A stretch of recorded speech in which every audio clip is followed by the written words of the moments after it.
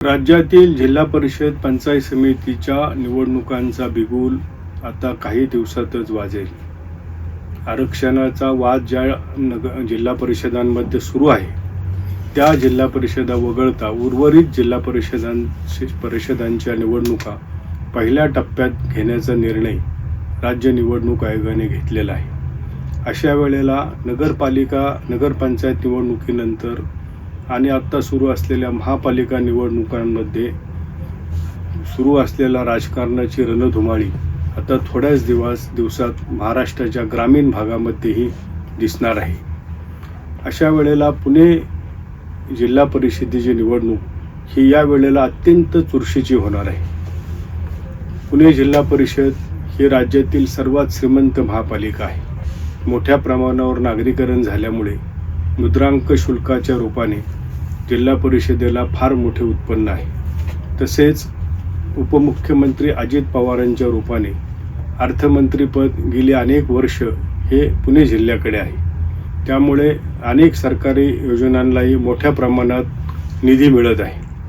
अशा वेळेला या जिल्हा परिषदेच्या निवडणुकीकडे सगळ्यांचंच लक्ष आहे आणि पुणे जिल्हा परिषद ही आपल्या ताब्यात यावी यासाठी राज्यातील सत्ताधारी महायुतीमध्येच चुरस होण्याची शक्यता आहे.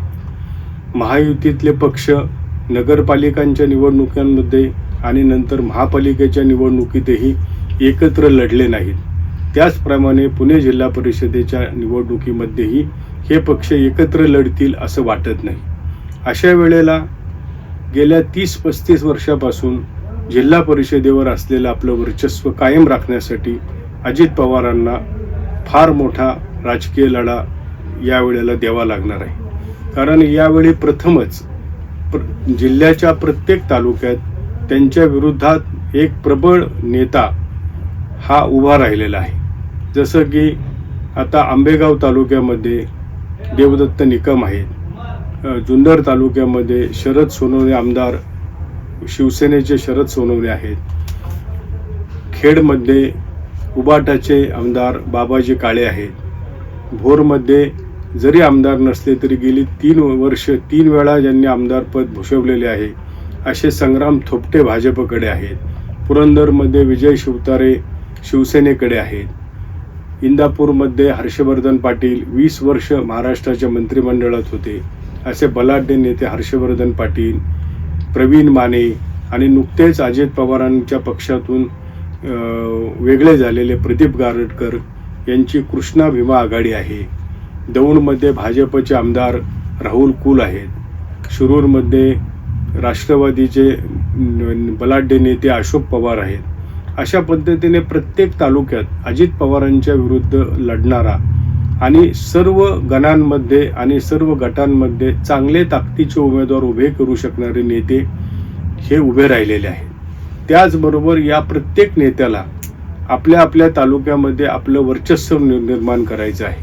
आपली आमदारकी टिकवून ठेवण्यासाठी आणि आगामी काळामध्ये आमदारकी मिळवण्यासाठी अशा दोन्ही पद्धतीने तालुक्यातील प्रत्येक मोठ्या नेत्याला आपल्या तालुक्यावर जिल्हा परिषद पंचायत समितीच्या मार्फत आपलं वर्चस्व निर्माण करायचं आहे.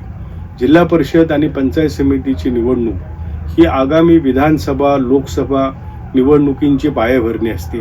याच्यातून कार्यकर्ते मतदार तयार होत असतात. त्यामुळं या निवडणुकीकडे फार गांभीर्यानं राजकीय नेते पाहत असतात. अशा वेळेला ही निवडणूक जिंकण्यासाठी आणि जिल्ह्यावरचं आपलं वर्चस्व तसंच कायम ठेवण्यासाठी अजित पवारांना मोठी लढत द्यावी लागेल हे निश्चित.